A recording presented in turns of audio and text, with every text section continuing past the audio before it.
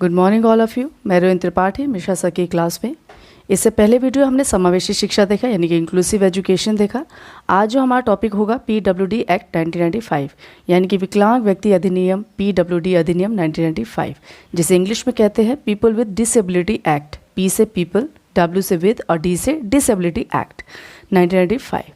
इसमें हम देखेंगे कि इसे लागू कब किया गया, इसमें कौन कौन से प्रोविजंस थे और कौन कौन से चीज़ों पे इसमें ध्यान दिया गया। तो चलिए स्टार्ट करते हैं। PWD act 1995। PWD एक्ट 1995 को लागू किया गया 7 फरवरी 1996 को। ये आप ध्यान रखेंगे डेट, 7 फरवरी 1996 को लागू किया गया। इसमें सबसे ज़्यादा इसमें जो फोकस किया गया था, इसमें लोगों के लिए समान अवसर को सुनिश्चित करने की बात की गई थी, जिसमें इन्होंने कई पहलुओं पर भी ध्यान दिया, जैसे कि आपका शिक्षा है, एजुकेशन से संबंधित, रोजगार है, व्यावसायिक प्रशिक्षण है, जितने भी वोकेशनल ट्रेनिंग दी जाती है वो, आरक्षण जो रिजर्वेशन की बात कर रहे हैं इसमें, और अनुसंधान जितने भी शोध हुए हैं इनसे संबंधित, जो अक्षम लोग हैं, विकलांग लोग हैं, उनसे संबंधित जो शोध हुए हैं इसको भी इसमें रखा गया। और इसमें एक चीज़ और भी इंक्लूड किया गया, जो विकलांग व्यक्ति उनके पुनर्वास की और बेरोजगारी जैसे संबंधित जितने भी कार्य हैं उनको भी इसमें रखने की बात की गई थी। तो इसमें जो हमारा भारत सरकार है, भारत सरकार ने इसे 1992 में विकलांग व्यक्तियों के लिए एक राष्ट्रीय नीति तैयार की थी। ये आप ध्यान में रखेंगे, 1992 में विकलांग व्यक्तियों के लिए एक राष्ट्रीय नीति तैयार की गई थी, जिसमें इन्होंने जितने भी बच्चे शारीरिक रूप से या शैक्षिक रूप से या आर्थिक रूप से पुनर्वास से संबंधित बातें हैं उनको रखा गया था। जो बच्चे शारीरिक रूप से अक्षम हैं, शैक्षिक रूप से अक्षम हैं, इन पर भी ध्यान दिया गया था। इसमें जो राष्ट्रीय नीति है ये मानती थी कि जो विकलांग व्यक्ति है वो देश के लिए एक मूल्यवान मानव संसाधन के रूप में है, जो एक ऐसा वातावरण बनाने का प्रयास करते हैं जिसमें समान अवसर दिया जाए, उनके अधिकारों की सुरक्षा की बात की जाए और समाज में पूर्ण भागीदारी को प्रदान किया जाए। तो ये सब चीज़ें इसमें सुनिश्चित की गई थी। इसके बाद से हम देखेंगे इसमें इसके कौन कौन से प्रोविज़न्स थे। प्रोविज़न्स की बात करें तो विकलांग व्यक्ति के लिए इस अधिनियम में 1995 में इसको घोषित किया गया था और इसे लागू कब किया गया? 7 फरवरी 1996 को। इस प्रावधान के अंतर्गत हम देखते हैं कि शारीरिक रूप से जो अक्षम बालक या बालिकाएं हैं उनको प्रत्येक क्षेत्र में सामान्य बालक और बालिकाओं के साथ समान अवसर प्रदान करने की बात की गई। इसे आप ध्यान में रखेंगे। जो हमारा शारीरिक रूप से अक्षम बालक और बालिकाएं हैं उनको समान बालक बालिकाओं के साथ समान अवसर प्रदान कराए जाए, इस प्रोविज़न्स के अंतर्गत रखा गया। इसके बाद से इसमें इन लोगों को ये बताया गया कि ये जो विकलांग बच्चे हैं वो सामान्य बालकों से अपने आप को कम ना समझे। ये इसमें प्रावधान दिए गए थे। इसमें कई प्रावधान हैं, जैसे पहला प्रावधान है define the situation of disability, यानी कि अक्षमता की स्थिति को परिभाषित करना। इसके अंतर्गत क्या किया था कि किस सीमा तक व्यक्ति की या बच्चे या बालक या बालिका की शारीरिक रूप से अक्षम माना जाए, ये इसमें सबसे पहला आपका प्रोविज़न था। यानी कि बच्चा कितना अक्षम है शारीरिक रूप से, चाहे वो मेंटली है, चाहे वो शैक्षिक रूप से, वो कितना अक्षम है, किस सीमा तक है, इसको देखा जाए। इसके बाद से इसका कुछ डेसिमल्स इसमें आवृत्ति देखी जाती है, जैसे कि सुनने की जो आवृत्ति है वो कितना डेसिमल होना चाहिए, देखने में अगर कोई बच्चा अक्षम है तो वो कितना डेसिमल होना चाहिए, ये सब चीज़ें भी इस स्थिति के अंदर ही रखा गया। इसमें आपका दृष्टिबाधित, अक्षम बालक, श्रवण अक्षमता, ये जो कुष्ठ रोग है, गति कौशल, जो मोटर स्किल्स में कमी है उनमें, और जो अधिगम असमर्था दिखाई जा रही है यानी कि जो लर्निंग में डिसेबिलिटी है, उसको भी इस प्रावधान के अंतर्गत इसको परिभाषित किया गया। तो ये तो हमारा था पहला प्रावधान। उसके बाद से हमारा दूसरा जो प्रावधान है वो फॉर्मेशन ऑफ कमिटी है, यानी कि समिति का निर्माण करना। इसमें समिति का निर्माण करने की बात की गई। इसमें इन्होंने शारीरिक रूप से जो अक्षम बालक बालिकाएं हैं उनके लिए एक समिति का निर्माण किया गया। इस समिति में केंद्र सरकार और राज्य सरकार दोनों के समाज कल्याण के जो मंत्री के अध्यक्ष होते थे, उन्होंने ये स्वीकार किया कि इस समिति का निर्माण करना चाहिए। और इसमें इन्होंने क्या किया गया था, इस समिति के अनुसार यानी इस समिति के द्वारा जो विकलांग छात्र छात्रा है उनका सर्वांगीण विकास पे फोकस किया गया, यानी कि बच्चों का जो विकलांग बालक है उनका सर्वांगीण विकास हो सके, इस पे ध्यान दिया गया। इसके बाद से थर्ड आपका पॉइंट आता है आरक्षण व्यवस्था, यानी कि रिजर्वेशन सिस्टम। रिजर्वेशन सिस्टम की बात करें तो यानी कि जो आपके विकलांग बच्चे हैं उनको रिजर्वेशन देना चाहिए, यानी कि उनको आरक्षण मिलना चाहिए। जैसे कि आपका नौकरी में आरक्षण हो, उसमें कुछ प्रतिशत निश्चित कर दिया गया ताकि उनको नौकरी पाने में सक्षम हो सकें। फिर विद्यालय में प्रवेश करने से पहले भी ताकि उनको विद्यालय में जाने में कोई प्रॉब्लम ना हो, वो सामान्य बच्चों के साथ ही पढ़ सके, उसमें भी प्रवेश की सुविधा दी गई, यानी कुछ प्रतिशत उनको आरक्षण दिया गया। फिर उनके लिए कुछ स्थान सुरक्षित कर दिए गए ताकि जो विकलांग बच्चे हैं वो भी अपने समाज में खड़े हो सके। फिर जो आपके नियुक्तियाँ होती हैं उसमें छात्र छात्राओं के लिए एक आरक्षण, एक रिजर्वेशन की सुविधा उपलब्ध कराने की बात की गई। नेक्स्ट आपका पॉइंट आता है रोज़गार के अवसर प्रदान करना, जैसे कि to provide opportunity for employment, यानी कि आपका रोज़गार मिलना चाहिए, इन लोगों के लिए भी रोज़गार की प्रावधान रखा गया। फिर आपका आता है यात्रा संबंधी सुविधाएं उपलब्ध कराना। जो विकलांग बच्चे हैं उनको यात्रा करनी है तो उनके लिए भी कुछ सुविधाएं दी जाए, जैसे ये रेल यात्रा के दौरान उनको कम भत्ता देना पड़े। और फिर उसके बाद से जो बस में किराया दिया जाता है उसमें भी कुछ छूट का प्रावधान रखा गया। इसके बाद से कम किराया हो, यात्रा भत्ता उनका कम हो, आने जाने की असुविधा ना हो उनको, तो ये यात्रा संबंधी सुविधाओं में इनको इंक्लूड किया गया इस प्रोविज़न के अंतर्गत। इसके बाद से आपका आता है उपकरण, यानी कि उनके टूल्स, उपकरण संबंधी सुविधाएं, यानी कि इंस्ट्रूमेंट रिलेटेड फैसिलिटीज़। उपकरण का मतलब जो टूल्स है, जैसे कि इनको जो आपके उपकरण है, जैसे जो बच्चा श्रवण सुनने में अक्षम है तो उनके लिए हेयरिंग्स की सुविधा देना, उनको निःशुल्क प्रदान करने की बात की गई। जो पैरों से अक्षम है, चल नहीं पा रहे, उनके लिए व्हील चेयर की सुविधा की बात की गई। इस प्रावधान के अंतर्गत जो उपकरण हैं उनको निःशुल्क देने की बात की गई, ये आपका मेन है। फिर इसके बाद से आपका इन जो उपकरण हैं उनके निर्माण की व्यवस्था भी की गई इस प्रोविजन के अंतर्गत। सबसे पहले मैंने आपको इससे पहले वीडियो में बताया था कि उपकरण का सबसे पहले निर्माण कानपुर में हुआ था, जो हैंडीकैप्ड्स जो होते हैं उनके टूल्स की। तो इसमें उपकरणों के निर्माण की व्यवस्था भी की गई ताकि छात्र छात्रा जो भी है उनकी अक्षमता से संबंधित जितने भी उपकरण हैं उनको निःशुल्क उनको प्रदान किया जा सके। इसमें राज्य सरकार और केंद्र सरकार इन दोनों ही इसकी व्यवस्था करते हैं, तो इसे भी आप ध्यान में रखेंगे। इसके बाद से हमारी बात आती है हेल्थ फैसिलिटीज़ की, यानी कि स्वास्थ्य सुविधाओं की। विकलांग बच्चे हैं उनकी स्वास्थ्य सुविधाओं की बात इसमें सबसे मेन है, चूँकि ये बच्चे अगर चलने में अक्षम हैं तो उनमें चाहे वो अस्पताल हो चाहे विद्यालय हो, इसमें हम स्वास्थ्य की बात कर रहे हैं तो अस्पतालों में रैंप की व्यवस्था की गई ताकि वो बच्चे आराम से चढ़ सकें। जो स्टेयर्स हैं, बच्चे अगर अक्षम है चलने में तो वो स्टेयर्स पे चल नहीं सकते, तो उनके लिए रैंप की व्यवस्था की गई। जो डॉक्टर्स हैं वो उन्हें बिना किसी पास के उनको देख सकते हैं, उनकी सहायता भी कर सकते हैं, ये भी इसमें रखा गया। और जितने भी गैर सरकारी स्कूल्स हैं, जो प्राइवेट स्कूल्स हैं, उनमें भी अक्षम विद्यार्थियों को डॉक्टर को निःशुल्क प्रशिक्षण देने की बात की गई, यानी कि जो डॉक्टर्स हैं उनकी साल में एक बार जांच करने की बात की गई इस प्रोविजंस के अंतर्गत। उसके बाद से आपका आता है अक्षमता रोकने के लिए शोध, यानी कि इस जो जितनी भी विकलांग चीज़ें आ रही हैं, जितनी भी ये अक्षम चीज़ें बातें आ रही हैं हमारे सामने, उसको रोकने के लिए कुछ रिसर्च किए गए, यानी कि रिसर्च फॉर डिसेबिलिटी प्रिवेंशन की बात की गई।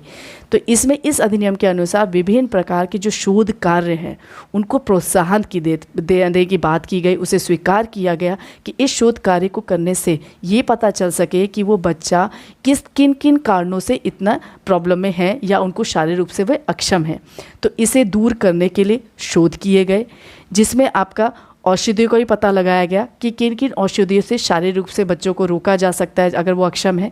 और इन अनुसंधान का मेन उद्देश्य ही था कि इस अक्षमता को रोका जा सके। फिर आपका आता है अलग शैक्षिक व्यवस्था, यानी कि सेपरेट एजुकेशन सिस्टम। अगर हम एजुकेशन सिस्टम की बात करें, जो सामान्य बालक है और जो विकलांग बच्चे हैं वो दोनों एक साथ एडजस्ट नहीं कर पाते हैं, तो उनके लिए कुछ स्पेशल एजुकेशन दी जाए, उनकी कुछ व्यवस्था की जाए। जैसे जो अक्षम बालक हैं या बालिकाएं हैं वो शारीरिक रूप से जो भी दिक्कतें उनको आ रही है, तो उन बच्चों के लिए अलग प्रकार से शिक्षण विधियों को पढ़ाया जाए, जैसे नए नए मेथड से उनको पढ़ाया जाए, ताकि वो बच्चे जितने भी हम लर्निंग करा रहे हैं वो सरल हो, ताकि बच्चे उसे आराम से उसे ग्रहण कर सके। फिर हम बात करते हैं इसी शैक्षिक व्यवस्था में कि विशेष प्रकार के प्रशिक्षित टीचर्स हों, यानी कि स्पेशल टीचर्स की इन पर व्यवस्था की जाए ताकि इन बच्चों को पढ़ने में दिक्कतें न आई। उन बच्चों की आवश्यकता के अनुसार ही टीचर उन्हें पढ़ाए ताकि बच्चा उसमें समझने में और उसमें इंटरेस्ट लेके पढ़ सके और आगे बढ़ सके। इसमें इनकी जो शिक्षा है उसमें गुणवत्ता लाने की बात भी की गई है इस व्यवस्था के अंतर्गत। फिर हम देखते हैं इनमें जो विशेष उपकरण हैं, जैसे मैंने आपको बताया कि कई उपकरणों की व्यवस्था की जा रही है, तो उसमें भी शैक्षिक शिक्षा के संबंधित भी उपकरणों की व्यवस्था भी इस प्रोविज़न्स के अंतर्गत किया गया था। तो ये तो था हमारा मेन प्रोविज़न्स। अब इसके बाद से देखते हैं हम कि इसमें हमारे कई मेन प्रोविज़न्स ऑफ एक्ट हैं, यानी कि हमने तो एक तो मेन देखा कि कौन कौन से चीज़ें करनी चाहिए, अब कौन कौन सी चीज़ें होती है ये हम देखते हैं, यानी कि main provisions of the act की बात करते हैं। तो हमारा हेडिंग क्या होगा, अधिनियम के मुख्य प्रावधान, हिंदी में प्रावधान और इंग्लिश में प्रोविज़न्स। सबसे पहले हमारा प्रोविज़न है विकलांगता को रोकथाम और प्रारंभिक पहचान, यानी कि सबसे पहले हम विकलांगता की रोकथाम करेंगे और उसका हम प्रारंभिक पहचान देखेंगे, यानी कि prevention and early detection of disabilities, इसे इंग्लिश में भी आप देख लेंगे। इसमें सबसे पहले हम देखेंगे कि विकलांग होने के कारण का पता लगाना। इसके लिए हमें कई सर्वेस करने पड़ेंगे, जांच करनी पड़ेगी, रिसर्च किए जाएंगे। ये इसमें आपकी पहली पहचान करने के लिए, विकलांगता की रोकथाम करने के लिए पहली पहचान है। उसके बाद से हम कई उपाय करेंगे, जैसे प्रारंभिक जो आपके स्वास्थ्य केंद्र बनाए जाते हैं वो इसमें इंक्लूड होंगे। जैसे कि आप गाँवों में देखते हैं आशा वाली होता है और आंगनबाड़ी वाले लोग होते हैं, वो हम छोटे छोटे स्वास्थ्य केंद्र रखे जाते हैं। जो प्रेग्नेंट लेडीज़ होती हैं उनको कैसे खाना है, कौन सा आहार देना चाहिए, उनके लिए प्रॉपर फूड आता है, तो वो आंगनबाड़ी वाली उनको डिस्ट्रीब्यूट करती हैं। कितने साल तक उनको इंजेक्शन देना है, कैसे बच्चे को देखना है, कैसे देखभाल करनी है, ये सब चीज़ें उनको बताती हैं। तो ये सब पहले हम उपाय क्या कर सकते हैं कि प्रारंभिक स्वास्थ्य केंद्र की व्यवस्था करना। फिर जो कर्मचारी हैं उनको प्रशिक्षित करना कि वो इसमें ट्रेंड हो ताकि उनको कोई गलत सूचना ना मिले, जिससे जो विकलांगता है उसे कम किया जा सके। फिर उसके बाद से हम साल में एक बार जांच की बात करते हैं, यानी कि जो बच्चे अगर ऐसे हैं, ऐसी कोई पहचान होती है, तो इन सभी बच्चों की साल में एक बार जांच की जाए। जैसे आप पोलियो ड्रॉप्स का देख रहे हैं कि पोलियो ड्रॉप घर घर जाके लोग पिलाते हैं, तो उससे क्या ये पोलियो वाला जो हमारा भारत में उसमें कमी कम हो गया है। तो ये सब चीज़ें भी हमारी प्राथमिक स्वास्थ्य केंद्र के अंदर ही आती है। इसके बाद से हम जो बच्चे विकलांग हैं उनके पेरेंट्स को जागरूक करने का अभियान भी शुरू किया जाता है। इस पहले ही पहचान के लिए इसमें जागरूक होना बेहद ज़रूरी है, तो इसमें आपका जागरूकता अभियान शुरू किया गया। फिर इसके बाद से जो माँ और बच्चे दोनों का ही देखभाल करने की बात की, चाहे वो प्रसव से पूर्व हो या प्रसव के बाद हो। इसमें जो प्रावधान है इस रोकथाम में हमने एक मेन चीज़ क्या थी कि जो बच्चा है और माँ दोनों का प्रसव से पूर्व और प्रसव के बाद दोनों की देखभाल की उपाय किए जाएंगे। तो ये भी आपकी विकलांगता की रोकथाम और प्रारंभिक पहचान के अंतर्गत आएगा। दूसरा हमारा टॉपिक है एजुकेशन, यानी कि शिक्षा। शिक्षा की बात करें तो हमारे जो सामान्य शिक्षा एजुकेशन जो हमें दी जाती है वो 6 से 14 वर्ष के बच्चों को निःशुल्क शिक्षा दी जाती है। जबकि जो हमारा विकलांग बच्चों की बात करें तो इसमें प्रत्येक विकलांग बच्चों को 18 वर्ष की आयु तक एकीकृत विद्यालयों या विशेष विद्यालयों में निःशुल्क शिक्षा का अधिकार होगा, ऐसा इस प्रावधान के अंतर्गत है। फिर इसमें आपका जो बच्चे हैं, विकलांग बच्चे हैं, उनके लाभ के लिए उपयुक्त परिवहन की बात करी, यानी कि आपको बसें वगैरह, चाहे आपकी ट्रेन है, ये सब चीज़ों की इनको लाभ के लिए इसमें बात की गई। इसके बाद से इन बाधाओं को दूर करने के लिए, जितनी भी इन प्रॉब्लम्स आ रही है, बच्चों को पढ़ने में शारीरिक प्रॉब्लम आ रही है, इसमें भी कुछ संशोधन किए गए। परीक्षा प्रणाली में भी संशोधन करने की बात की गई। इसके बाद से इस शिक्षा में आपको जो विकलांग बच्चे हैं उनको मुफ्त किताबें, यानी कि फ्री में बुक्स, छात्रवृत्तियाँ, स्कॉलरशिप्स, वर्दी यानी कि ड्रेस और अन्य शिक्षण सामग्री का भी अधिकार होगा। इस प्रोविज़न के अंतर्गत एजुकेशन के अंतर्गत आया। इसके बाद से एक आपको मैंने पहले ही बताया कि विशेष स्कूल की बात की, विशेष टीचर की यानी कि स्पेशल टीचर्स की बात भी की गई। तो इसमें विशेष स्कूल में आपका व्यावसायिक प्रशिक्षण सुविधाओं को सुयोजित किया गया, यानी कि आपको व्यावसायिक यानी कि आपको वोकेशनल ट्रेनिंग भी दी गई ताकि वो समाज में खड़े हो सके और अपना जीवन यापन करने के लिए सक्षम हो सके। इसके बाद से आपका आता है कि इसमें आपको सबसे ज़्यादा एजुकेशन में आपको अनौपचारिक शिक्षा को बढ़ावा दिया गया। जैसे कि आप फॉर्मल एजुकेशन में देखते हैं कि फॉर्मल एजुकेशन क्या है, एक निश्चित समय, एक निश्चित पाठ्यक्रम, एक निश्चित एरिया में इसको एजुकेशन दिया जाता है, यानी कि आपको स्कूल में फॉर्मल एजुकेशन दी जाती है। जबकि विकलांग बच्चों के लिए अनौपचारिक शिक्षा को बढ़ावा देना सबसे ज़्यादा ज़रूरी है, क्योंकि वो बच्चे सामान्य बच्चों के साथ सर्वाइव करने में अक्षम होते हैं। तो उनके लिए औपचारिक शिक्षा बहुत ज़्यादा ज़रूरी है। अगर हम अनौपचारिक शिक्षा की बात करें तो इसमें हम वोकेशनल एजुकेशन भी देख सकते हैं। उन्हें हम ये भी देख सकते हैं कि अनौपचारिक शिक्षा में आप बता सकते हैं, समझा के भी उन्हें सिखा सकते हैं। जो हम जो बस वगैरह जो बाइक वगैरह बनाना सीखते हैं उसमें भी हम देखते हैं कि बाइक बनाना वो पढ़े लिखे नहीं होते हैं, पर उनको वो बाइक बताते हैं कि ऐसे ऐसे इसमें लगता है या इसमें ये चीज़ें इंक्लूड होती है, तो उसे भी दिखा के हम अनौपचारिक शिक्षा के द्वारा भी उसे हम ट्रेन कर सकते हैं। तो ये भी हमारी शिक्षा के अंतर्गत ही आता है। इसके बाद से हमारे जो विकलांग बच्चे हैं उनके माता पिता में कई बातें ये आती हैं कि वो शिकायत करते हैं कि हमारे बच्चों की नियुक्तियां नहीं हो रही हैं, तो इसका निवारण भी करने की बात इस एजुकेशन में की गई थी, यानी इस प्रोविज़न के अंतर्गत ही किया गया था। इसके बाद से हमारा नेक्स्ट पॉइंट है रोज़गार, यानी कि एम्प्लॉयमेंट की बात करें तो सरकारी रोज़गार में इसमें विकलांग व्यक्तियों के लिए 3% आरक्षित है, और इसमें 1% प्रत्येक पीड़ित व्यक्तियों के लिए आरक्षित होगा, जैसे वो अंधापन है या कम दृष्टि वाला है, बहरापन है या शारीरिक विकलांग व्यक्ति है, तो इसके लिए 1% जो पीड़ित व्यक्ति है उसके लिए आरक्षित होगा। इसके बाद से जो विकलांग व्यक्ति है उनको प्रशिक्षण और कल्याण, यानी कि प्रशिक्षण देना, ये आपका प्रोविज़न के अंतर्गत ही आता है ताकि वो रोज़गार ले सके। इसमें ज़्यादा आयु वाले बच्चों के लिए आयु सीमा की छूट भी होती है। जैसे आप देखते हैं, आप ये फॉर्म भरते हैं तो इसमें जो विकलांग व्यक्ति उनके लिए आयु सीमा की छूट होती है, देखते ही आप, तो इसमें भी आपका रोज़गार में ये इंक्लूड हो जाएगा। इसके बाद से जो आपका स्वास्थ्य और सुरक्षा संबंधी है उसमें भी कई उपाय किए गए, इस हमारे रोज़गार में ही देखा गया है। फिर हमारा आता है सकारात्मक कार्यवाही, यानी कि एफर्मेटिव एक्शन में आपका आता है जो विकलांग व्यक्ति या लोग हैं उनकी सहायता करना और उनके जो उपकरण है, जो टूल्स है, उनको उपलब्ध करना। ये जो चीज़ें हैं, जो विकलांग बच्चे हैं उनको टूल्स की बहुत ज़रूरत होती है, तो उनको निःशुल्क दिया जाए ताकि वो अपने को अपना सक्षम समझ सके कोई भी कार्य करने में।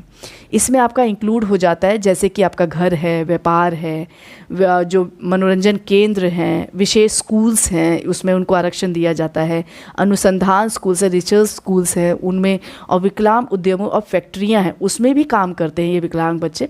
कुछ थोड़ा बहुत उनमें अक्षम होता है तो इनको इनमें नौकरी दे दी जाती है। तो ये सब चीज़ें इसमें इंक्लूड होती है, यानी कि अफर्मेटिव एक्शन में इंक्लूड होता है।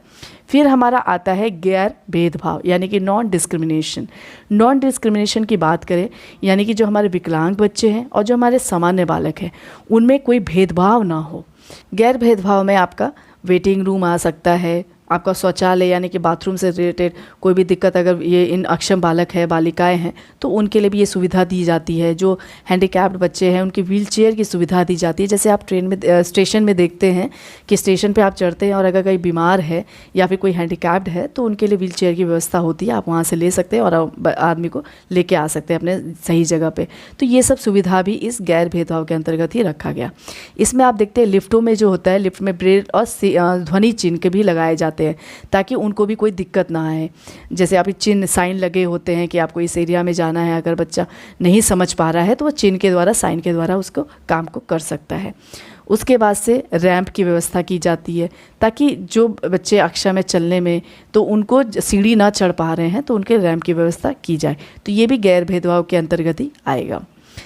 तो ये तो था आपका पूरा का पूरा आपका प्रोविज़न। इसमें हमने क्या क्या देखा, गैर भेदभाव यानी कि नॉन डिस्क्रिमिनेशन, फिर हमने देखा एफर्मेटिव एक्शन यानी कि सकारात्मक कार्यवाही, फिर हमने देखा रोजगार यानी कि एम्प्लॉयमेंट, फिर हमने देखा आपका शिक्षा यानी कि एजुकेशन, और लास्ट पहला हमने देखा था विकलांगता की रोकथाम और प्रारंभिक पहचान। तो ये हमारे मेन प्रोविजंस थे। तो ये था तो आपका पूरा का पूरा PWD 1995 यानी कि पीपल विद डिसेबिलिटी एक्ट 1995। इससे संबंधित हम अब कुछ क्वेश्चंस को करेंगे। थ्योरी पार्ट आप समझ चुके होंगे, अब इसके बाद से हम कुछ क्वेश्चंस को करेंगे। तो सबसे पहला हमारा क्वेश्चन है, विकलांग व्यक्ति PWD अधिनियम 1995 में इनमें से किसका उल्लेख नहीं है? पहला ऑप्शन है अनिवार्य शिक्षा, दूसरा ऑप्शन है प्रारंभिक शिक्षा, थर्ड ऑप्शन है सामाजिक सुरक्षा, और लास्ट ऑप्शन है गैर भेदभाव। तो इसका आंसर है ए, अनिवार्य शिक्षा। अगर हम विकलांग व्यक्तियों की बात करें तो इसमें अनिवार्य शिक्षा का उल्लेख नहीं किया गया है, जबकि प्रारंभिक शिक्षा की बात की गई है, बेसिक एजुकेशन की बात की गई है, सामाजिक सुरक्षा की बात की है ताकि वो समाज में सर्वाइव कर सके, और गैर भेदभाव की बात की गई है ताकि वो सामान्य लोगों के साथ भी अपने आप को कम ना समझे। इसका आंसर है ए, अनिवार्य शिक्षा। उसके बाद से नेक्स्ट क्वेश्चन है, निःशक्त जन अधिनियम 1995 यानी कि विकलांग व्यक्ति 1995 में स्कूलों में डैश को शामिल करने का प्रावधान किया। पहला ऑप्शन है खेल का मैदान, दूसरा ऑप्शन है मध्याह्न भोजन, थर्ड ऑप्शन है रैंप की व्यवस्था यानी कि रैंप की सुविधा, और लास्ट ऑप्शन है स्वास्थ्य जांच। इसका आंसर है डी, स्वास्थ्य जांच। निशक जन अधिनियम 1995 ने स्कूलों में स्वास्थ्य जांच को शामिल करने का प्रावधान किया गया था, जिसमें आपका खेल का मैदान नहीं इंक्लूड था, मध्याह्न भोजन भी इंक्लूड नहीं था और रैंप की सुविधा भी इंक्लूड नहीं थी। नेक्स्ट क्वेश्चन आपका है PWD का पूर्ण रूप क्या है? पहला ऑप्शन है विकलांग लोग, दूसरा ऑप्शन है विकलांग व्यक्ति, थर्ड ऑप्शन है डिग्री वाले व्यक्ति और लास्ट ऑप्शन है विकलांगों का समूह। इसका आंसर है भी विकलांग व्यक्ति। PWD का पूर्ण रूप क्या है? विकलांग व्यक्ति, यानी कि हर एक बच्चे का, हर एक व्यक्ति के लिए ये PWD का अधिनियम पारित किया गया था। नेक्स्ट क्वेश्चन आपका है RTE अधिनियम 2009 में किस शिक्षा पर बल दिया गया? पहला ऑप्शन है प्रगतिशील शिक्षा, दूसरा ऑप्शन है प्रायोजित शिक्षा, थर्ड ऑप्शन है समावेशी शिक्षा और लास्ट ऑप्शन है ये सभी। इसका आंसर है सी, समावेशी शिक्षा।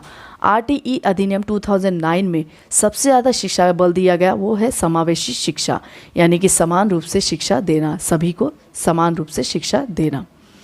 नेक्स्ट क्वेश्चन आपका है PWD अधिनियम किसके समान अवसरों, अधिकारों की सुरक्षा और पूर्ण भागीदारी की व्याख्या करता है? पहला ऑप्शन है विकलांग व्यक्ति, दूसरा ऑप्शन है विकलांगों का समूह, थर्ड ऑप्शन है विकलांग लोग और लास्ट ऑप्शन है विकलांग बच्चे। इसका आंसर है सी, विकलांग लोग। इसका आंसर है सी, विकलांग लोग। PWD अधिनियम जिसमें आपका समान अवसर, अधिकारों की सुरक्षा और पूर्ण भागीदारी की व्याख्या करना है, तो इसमें आपका विकलांग लोग है। मैंने आपको शुरू में ही पढ़ाया कि ये लोगों के समान अवसर की बात करता है, यानी कि विकलांग लोगों की बात कर रहा है। इसके बाद से नेक्स्ट क्वेश्चन आपका है PWD अधिनियम का उद्देश्य कौन सा नहीं था? नहीं पे जोर है, नहीं था, इसको आप ध्यान रखें, नहीं कई बार छूट जाता है। पहला ऑप्शन है विकलांगों की रोकथाम, दूसरा ऑप्शन है भोजन प्रदान करने के लिए, थर्ड ऑप्शन है चिकित्सा देखभाल शिक्षा और लास्ट ऑप्शन है विकलांग व्यक्ति का पुनर्वास। इसका आंसर है बी, भोजन प्रदान करने के लिए।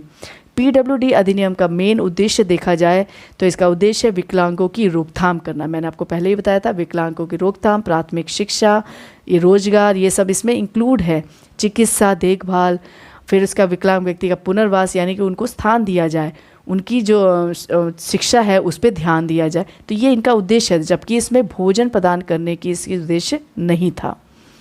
नेक्स्ट क्वेश्चन आपका PWD अधिनियम 1995 के अनुसार शिक्षा प्रावधान में क्या शामिल है? पहला ऑप्शन है सामान्य स्कूलों में विकलांग छात्रों के एकीकरण को बढ़ावा देना, दूसरा ऑप्शन है मुक्त विद्यालयों या मुक्त विश्वविद्यालयों के माध्यम से शिक्षा प्रदान करना, थर्ड ऑप्शन है प्रत्येक विकलांग बच्चे को उसकी शिक्षा के लिए आवश्यक विशेष पुस्तकें और उपकरण निःशुल्क उपलब्ध कराना और लास्ट ऑप्शन है उपरोक्त सभी। इसका आंसर डी है, उपरोक्त सभी। ये सभी चीज़ें इस शिक्षा के प्रावधान में शामिल है, जैसे इसमें विकलांग बच्चों के लिए एकीकरण को बढ़ावा देना, मुक्त विद्यालय और मुक्त विश्वविद्यालय के माध्यम से शिक्षा प्रदान करना और विकलांग बच्चों को शिक्षा के आवश्यक विशेष पुस्तकें, उपकरण, स्कॉलरशिप्स ये सब निःशुल्क देना। तो ये सब चीज़ें भी इसमें इंक्लूड है। इसके बाद से नेक्स्ट क्वेश्चन आपका आता है PWD अधिनियम के अनुसार विकलांग व्यक्तियों के लिए परिवहन के लिए प्रोत्साहन दिया गया था। पहला ऑप्शन है हर जगह जाने के लिए, दूसरा ऑप्शन है स्कूल में भाग लेने के लिए, थर्ड ऑप्शन है खर्च वहन करने के लिए और लास्ट ऑप्शन विभिन्न स्थानों का दौरा करने के लिए। तो इसका आंसर है डी, विभिन्न स्थानों का दौरा करने के लिए। अगर हम PWD अधिनियम की बात करें तो इसमें विकलांग व्यक्तियों के लिए परिवहन को प्रोत्साहन दिया गया था। मैंने आपको पढ़ाया भी था कि इसमें परिवहन की व्यवस्था की गई थी ताकि वो जगह जगह जाके अपना दौरा कर सकें और उन्हें कोई असुविधा ना हो। इनके लिए हर चीज़ बनाई गई है, हर सुविधा उनको उपलब्ध कराने के लिए। उसके बाद से नेक्स्ट क्वेश्चन आपका आता है PWD अधिनियम 1995 के अनुसार कौन सी सामाजिक सुरक्षा नहीं है? नहीं लिखा है, इसे ध्यान रखेंगे। पहला ऑप्शन है विकलांग व्यक्तियों के पुनर्वास के लिए गैर सरकारी को वित्तीय सहायता, दूसरा ऑप्शन है विकलांग लोगों को बेरोजगारी भत्ता, थर्ड ऑप्शन है विकलांग सरकारी कर्मचारियों के लाभ के लिए बीमा कवरेज और लास्ट ऑप्शन है सामाजिक सभा में भाग। तो इसका आंसर है डी, सामाजिक सभा में भाग। PWD अधिनियम 1995 के अनुसार अगर सामाजिक सुरक्षा की बात करें तो इसमें सामाजिक सभा में भाग नहीं है। इसमें इंक्लूड नहीं है। जबकि आपका विकलांग व्यक्तियों के पुनर्वास की बात की गई है, विकलांग लोगों के लिए बेरोजगारी भत्ता की भी बात की गई है और सरकारी कर्मचारियों के लाभ की भी बात इसमें की गई है। इसमें सामाजिक सभा में भाग लेने की बात नहीं की गई है। इसके बाद से इस टॉपिक का लास्ट क्वेश्चन है आपका, भारतीय पुनर्वास परिषद की स्थापना किस उद्देश्य के लिए की गई है? पहला ऑप्शन है दूरस्थ शिक्षा, दूसरा ऑप्शन है पर्यावरण शिक्षा, थर्ड ऑप्शन है विकलांग व्यक्ति की शिक्षा और लास्ट ऑप्शन है इनमें से कोई नहीं। तो इसका आंसर है सी, विकलांग व्यक्ति की शिक्षा। भारतीय पुनर्वास परिषद की बात करें तो इसका मेन उद्देश्य है विकलांग व्यक्ति की शिक्षा, यानी इन बच्चों को भी शिक्षित करने की बात की गई, चाहे वो सामान्य बालक के साथ भी वो सर्वाइव कर सके। तो इसका आंसर है सी, विकलांग व्यक्तियों की शिक्षा। तो ये तो था आपका PWD एक्ट यानी कि पीपल विद डिसेबिलिटी एक्ट 1995। आपने थ्योरी पार्ट भी देखा और क्वेश्चंस भी देखे, इससे संबंधित क्वेश्चंस भी आप देख चुके हैं। तो अगर आपको मेरा वीडियो आपको अच्छा लगे इसे लाइक कीजिए, शेयर कीजिए, सब्सक्राइब करना बिल्कुल मत भूलिए। अगर मेरे से कोई त्रुटि होती है तो कमेंट ज़रूर कीजिए ताकि मैं उसका आंसर कर सकूँ और अब कोई गलती मुझसे होती है तो उसमें सुधार कर सकूँ। धन्यवाद।